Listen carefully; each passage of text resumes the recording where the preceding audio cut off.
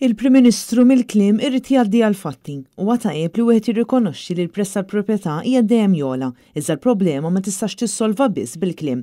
L-editorjal tal-Malta Today din il-ġimgħa tefa' dawl fuq il-problema tal-prezz tal-proprjetà hekk kif il-koppji mhux qed ilaħħqu ma' dawn il-prezzijiet. Studju li sar minn Grant Thornton u minn Dalja wera li żewġ persuni li għandhom dħul medju ta' madwar 40,000 fis-sena jistgħu jisselfu madwar 300,000 euro. Iżda dawk il-koppji li għandhom minimum wage qed isibuha ferm diffiċli biex jixtru proprjetà, hekk kif il-bank iselfilhom biss 145,000 euro.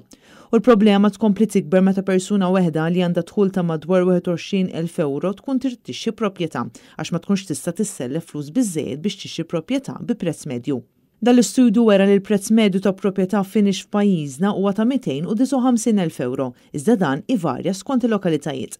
L-iktar proprjetajiet irħas jinsabu fil-lokalitajiet tal-Marsa u l-Ħamrun u anke f'Għawdex fejn hawnhekk il-prezz jinżel għal 165,000 euro. L-editur jgħid li għal dawn l-aħħar snin kienu bosta dawk li tefgħu dawl fuq il-problema tal-prezz dejjem jola tal-proprjetà.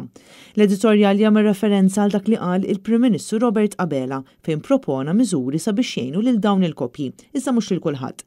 Dan kif xorta hemm persuni li ma jikkwalifikawx għal dawn il-miżuri u lanqas għal postijiet tal-gvern.